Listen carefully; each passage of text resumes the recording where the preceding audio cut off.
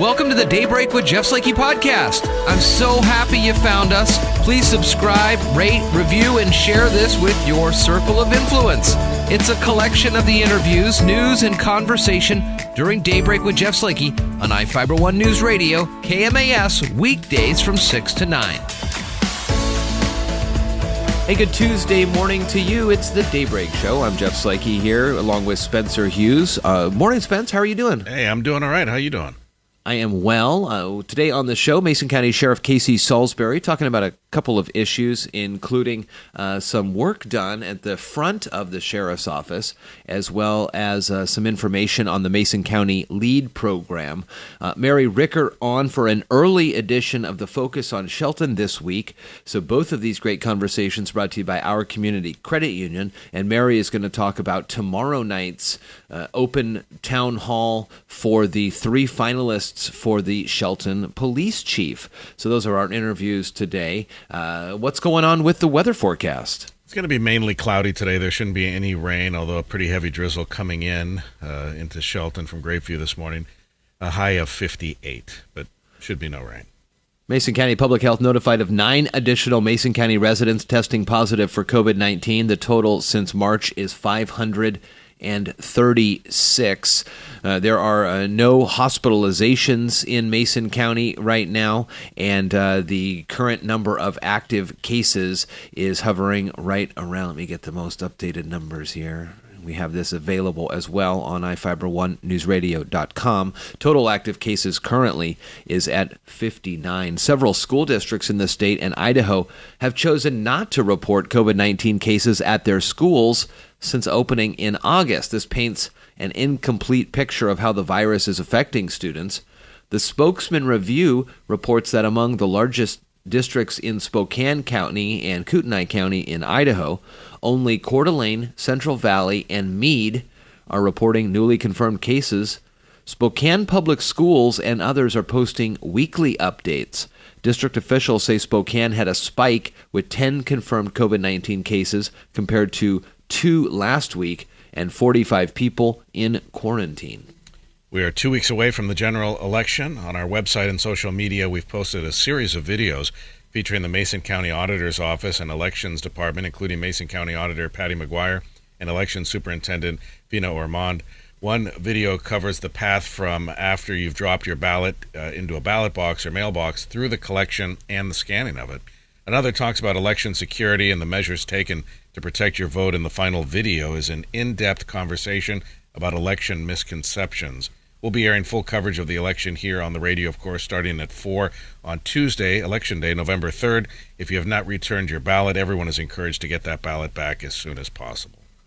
And we are planning on having that final presidential debate this Thursday, the 22nd, live from Nashville, Tennessee at beautiful Belmont University. Coverage starts at 5. The debate is at 6, and I heard that the debate commission will be cutting the microphones of the candidates, the opposing candidate, while the other person gives their 2-minute uninterrupted response to the question. Now, that'll be interesting because, Spencer, as you know, when the mics are turned off, you can still hear the people talking. It's just not going to come through, perhaps, the speakers on the radio and the television. But the other candidate will be able to hear it, and the moderator, Kristen Welker, will be able to hear it as well. So just kind of an interesting change there from that dumpster fire of a first debate we had. Maybe we need the old vaudeville hook. They hook them off the stage. Or maybe a dunk tank. that would be a good one, but some people still talk underwater. Sure, that's true. So, former Seattle Police Chief Carmen Best has joined King TV as a law enforcement analyst. News Director Pete Sayers said yesterday that at a time when they are reporting extensively on issues of law enforcement, audiences will benefit from hearing her unique expertise and insider's perspective. Best made her first appearance on King 5 News yesterday. She joined the police department back in 1992, became Seattle's first black police chief more than 2 years ago. She retired last month amid a controversy over proposed police cuts and the department's response to protests spurred by the police killing of George Floyd in Minneapolis. Ski resort in the state announcing plans to reopen with restrictions, including limiting how many people are allowed on the mountain to limit the spread of COVID-19. Daily Herald reports that Colorado-based ski company Vail Resorts, which owns Stevens Pass, previously announced that it would reopen in December. Visitors must have a reservation to hit the slopes at Stevens. General Manager Tom Pettigrew said pass holders will get priority and everyone else must buy passes ahead of time online. Pettigrew also said the resort has taken other safety precautions such as requiring face coverings, moving to cashless transactions, and social distancing. I don't know about you, Spencer, but first thing I need is a face covering if I'm scooting down those mountains. I mean, it's cold. Yeah, that's why I stay in the resorts usually by the fireplace reading a book while everyone else is hitting the slopes. I watched the movie. I don't know what it's called actually. It's called Avalanche. Maybe It's with Will Ferrell and Julia Louis-Dreyfus. I never saw that. It's actually not too bad. It was a lot different than I thought. It was these two husband and wife take their kids on a ski vacation. There's an avalanche. Will Ferrell runs away while the mom and the two kids are kind of stuck under this big plume of snow. And then the rest of the movie is how they deal with that event. And yeah, it wasn't bad. If you got a couple hours, might as well give it a try. Oh, doesn't sound bad. I don't think I've ever seen a Will Ferrell movie I didn't like. I got to skip ahead here just 1 second on the shellfish story because I tried for the first time last night razor clams. Oh, and? My boss at the car lot, he went the night before, whatever it was, right? Yeah. And brought back tons for everybody, and it was so good. But it was I don't know if it was the way I cooked it. It was much chewier than I expected. Very, very That's chewy. Probably about right. Well, what did you do? Just a little butter? I put a little bit of, I did egg and a little bit of like panko, right?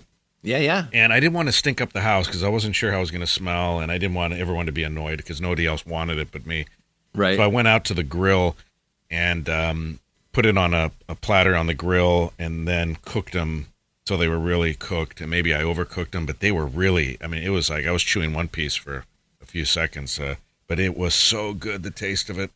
So I am hooked on razor clams. Well, you may have cooked it a little too long. I don't think you normally. It's not like a gobstopper. This one changed colors 19 times. Is that normal? You can head out there again tonight. Long Beach, Twin Harbors, and Mocrocks. 10:16 is the low tide. But please stay home if you're sick and practice social distancing. There are a ton of razor clam digs through the rest of the fall and into the winter. We're going to continue to remind folks on that. It's something different to do as well. Make sure you have your licenses ahead of time, non-cash for reduced contact, and make sure you follow the local ordinances as well. But tonight, tomorrow, a couple more opportunities for you for some razor clams. Absolutely. Well, Mary Ricker's talking about this with us, and the City of Shelton hosting a virtual community open house for Shelton residents to meet the 3 final candidates for Shelton's next police chief. That's going to be tomorrow, the 21st, from 4 p.m. to 5:30 p.m. The community open house will be hosted via Zoom. Each of the 3 candidates will be available for 30 minutes each to answer questions from participants. And the candidate schedule is as follows: 4 to 4:30, Ronald Schaub, Pierce County Sheriff's Office; 4:30 to 5, Ton Fan from the Davis Police Department near my old stomping grounds; and 5 to 5:30 p.m., Carol Beeson from the San Diego Police Department. More information can be found online at sheltonwa.gov/policechief. Yeah, my mom and dad both went to UC Davis, the Aggies down there. Nice. Yeah. Nice. Seahawks play the Cards this weekend. Pregame at 11, kickoff at 1. Hawks are 5-0. And presented by Shelton Health and Rehab, Riviera's Shellfish, South Sound Appliance, Dogtown Grooming, Nails Pharmacy, and the Shelton Athletic Club.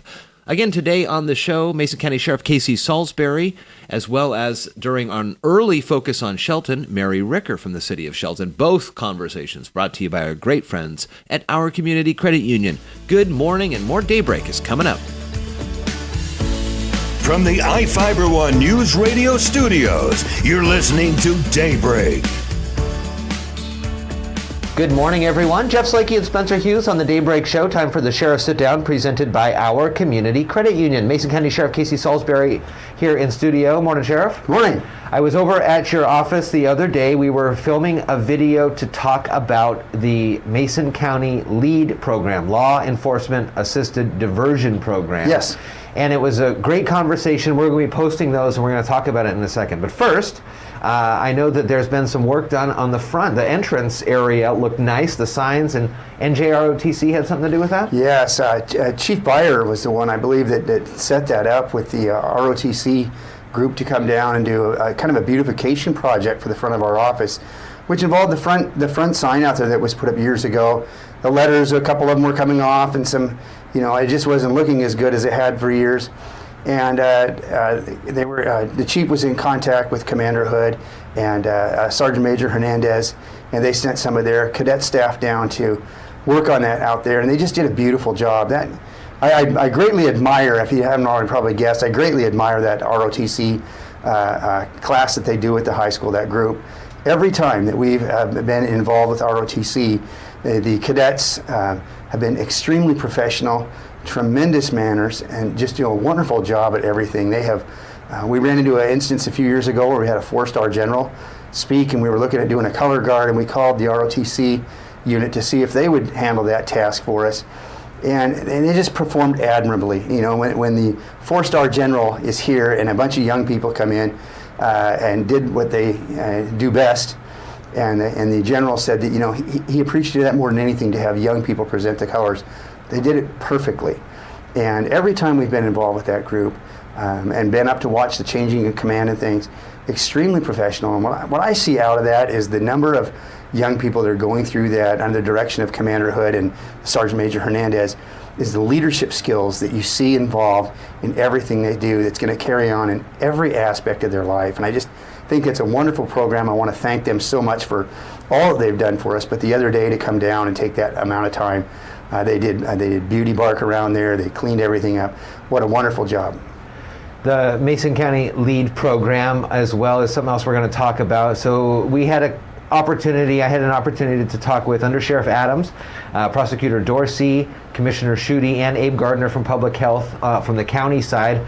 I also talked with Jason Bean Mortensen, Lieutenant Kolstad, and Jeff Knighton from the city of Shelton side about this. So it's a huge countywide effort, and it's a diversion program, and there's a couple aspects of it, but it seems like now with the county commissioner buy-in, the city management buy-in, the grant opportunities are there for about 3 years, and that could make some big impacts. Yes, I think the first thing important about that is that each agency had a representative, or each group had a representative, of which Under Sheriff Adams represented our organization in that. I think it's a tremendous example of how, when people in different parts of county and city government get together with a common goal and work towards something, that what great things can come out of it, and what an outstanding leadership team within that group and working together. I think that Abe Gardner was kind of the coordinator, I guess you'd say, of that, as far as I can tell. And what a wonderful job of each of the groups participating, and I think the benefit for the community will be well worth it, as well as for the individual. I think the other part that I sat and listened to the comments made the other day, the other thing that I would add to that is that the common goal here is healing people, or getting people back to where they're productive in their daily life and in our community. And I believe that's where the savings comes in. People want to know what you're saving. When you move somebody through a program like that gets help that they need, we don't see them again generally in the system. And that's the goal of really for any of this. It's not jail and that kind of stuff that people always want to associate with. It's getting people back to a healthy state of mind and a healthy body, and being active members of our community. And I think that this group is working very much toward that, and I think it'll be a tremendous benefit to our community. You're going to be able to see those interviews on our website. We'll share them as well on social media, information on the county's website for it. But when I was talking with the city portion of that conversation, one of the representatives from Olympic Health and Recovery Services was talking about I says, well, do you have any numbers, or have you been able to kind of see where this is going? And they said, some of our information we have is showing a 50% reduction in recidivism, which is something that I'm sure you are keenly keeping an eye on with the conversations about the jail, and it's always full and trying to keep people from coming in there. Yeah, and what we've always said in the jail, I think people get this impression that putting somebody in a cell solves a problem. It may temporarily relieve society of some kind of a burden that you're experiencing that night, but in the long term, if you're just putting somebody in there and letting them back out, it's not changing behaviors or helping to change behavior in a more positive light. And I think that's what we're really after. And it will save us a lot of money.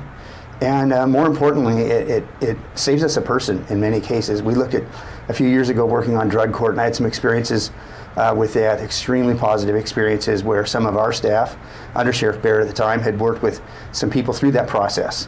And what a successful outcome that was. And even today, even a few months ago, I received a really nice note. A person stopped by the office that had been through that program and has not been back in the system again, and has gone on to do very positive things for themselves, their family, and their community. And that's really what we're after. And I think that this group of people that got together within the county and a city government are making a huge difference. It's just a great example of what can be done when people are working together. Mason County Sheriff Casey Salisbury during the Sheriff Sit Down, presented by our Community Credit Union. Thank you. Thank you. Have a great day. You're listening to Daybreak on iFiber One News Radio. Hey, good morning, everybody. Jeff Slakey and Spencer Hughes here on the Daybreak Show. We're going to have our Focus on Shelton early this week. Normally it's on Thursdays, but today it's in lead up to a big night tomorrow night. On the air with us, Mary Ricker from the city of Shelton. How you doing? I'm good. How are you? And it's a big night, Wednesday night, as it's going to be a chance for the community to meet the 3 finalists for the Shelton Police Chief. Yeah.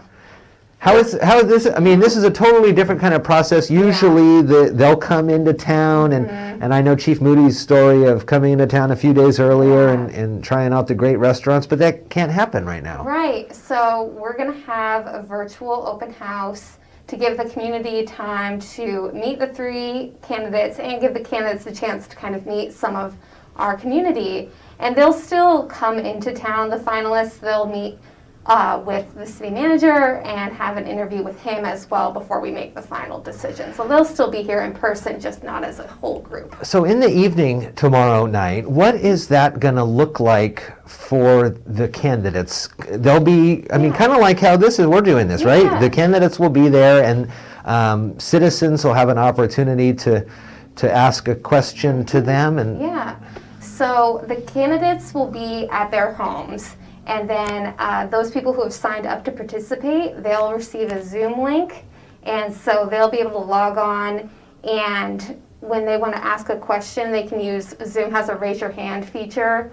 So they'll raise your hand, and then myself and Michelle Sutherland, our Administrative Services Director, will be kind of moderating for the city. So we'll help identify people who want to ask a question, and they'll be unmuted and they can ask. So it's a little different than a traditional open house, but we're hoping that this will still give people the opportunity to get involved. All 3 candidates at the same time? I mean, not the same time, but it's kind of... That's a good question. So each candidate will have a half hour where they'll be available to answer questions. So they won't all 3 be on at the same time, but you'll hear from all 3. And then the other interviews have already gone up and come through. That's why we're at these 3 finalists' positions. And then early November, did I read? Yeah, early November. So they'll do the community open house, and then they'll all interview with our city manager, Jeff Knighton, and then we'll make the final decision after that. So. Well, it's going to be an interesting time as we roll through this, a major position. It has to be filled, the Chief of Police, and Chief Moody's done a great job over his tenure here, last 6 years or so, being the Chief of Police, and time for a new set of eyes to come in, and so that's going to be exciting for the community. And if I know anything about this community, they will be heavily invested and heavily involved with the search for this. Definitely. we're counting on them to do that. So, Mary Ricker from the City of Shelton here for our Focus on Shelton presented by our Community Credit Union early this week, but it's because there's a big event tomorrow night. Again, you can find more information on the city's website. Thanks, Mary. awesome. Thank you. From the iFiber One News Radio studios, you're listening to Daybreak. Again, good morning to you. Daybreak Show rolls on here. It's the 20th of October. We are 2 weeks away from Election Day. My goodness, again, coverage here starting at 4 p.m. on Election Day through the evening with ABC. Today is National Youth Confidence Day. Spencer, good morning to you. And that's kind of an important day and something that we should focus on a little bit. Absolutely. And how many of us, honestly, I've been studying this a lot. It's funny that this is today because I've been thinking about this a lot, and some of the topics we've talked about in interviews recently with some of our guests touch on this. How many of us don't have insecurities, hang-ups? It could be about money, it could be about marriage, it could be about life, it could be about expenses, anything that we got from our parents, from our grandparents, from our peers growing up, from our teachers even sometimes. And it's not like they meant bad things, but everything that our parents instilled in us about their insecurities about money, maybe that there wasn't enough money, or, oh, you're too dumb to do math, or, just things that kind of bleed over, that can affect you when you're 50 years old. You could be 40, 50 years old and have this stuff still affecting you. So I think this is one of the most important days we could talk about, that we really do need to instill confidence in the youth of the world and our kids especially, and if we could raise them with one thing, it's got to be confidence, I think, and that can help them out in every other area. It's a great day celebrating, of course, what young people bring to the world. It's a lot of energy and potential and spirit, and before, even pushed down over the years by, whomever, you kind of have that still wide-eyed, pie-in-the-sky ideals of things that are happening, and this is an important one. I can think of a handful of, I call them teachers, I guess. They weren't necessarily school teachers, but adult figures or role models over the years that, every so often instill a little bit of knowledge here and there that you remember and you key in on. But you're right, exactly.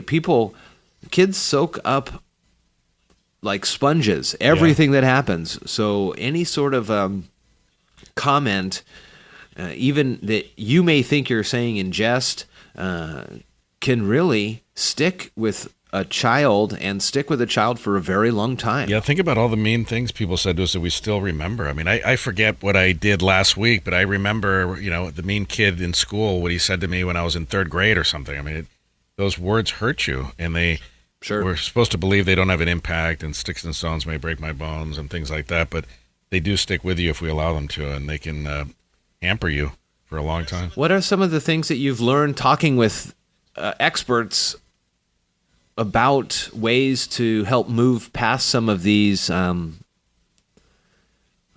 trauma may be too harsh of a word, but these instances of change? Yeah, like one that this isn't from the guest, but like from one of the books I've been reading. I've read like 3 books at a time, so the name's escaping me. But it had to do with money confidence, and like when the kids. I mean, how many times haven't we heard, "We can't go to Disneyland, we can't afford that," right?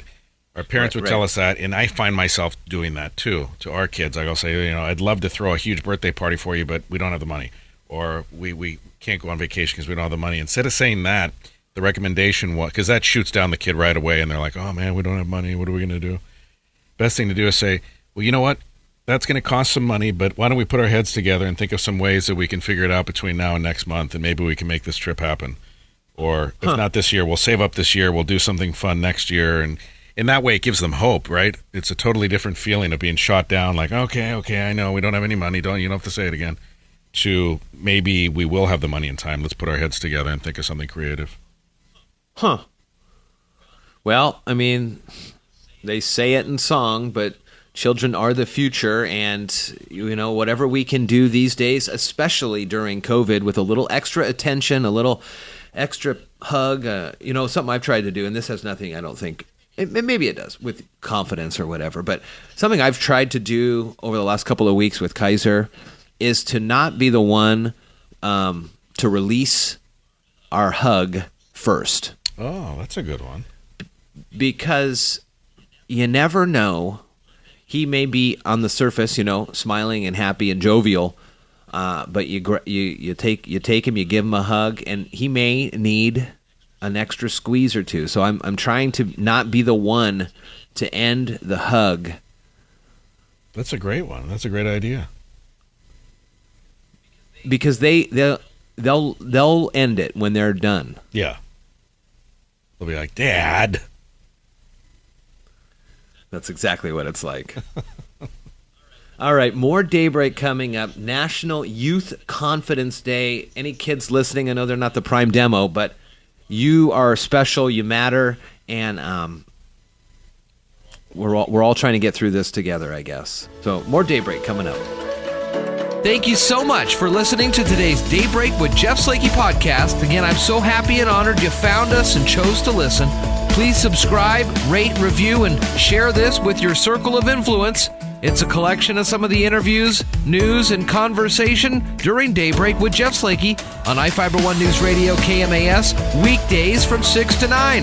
Thank you so much again, and talk with you next time.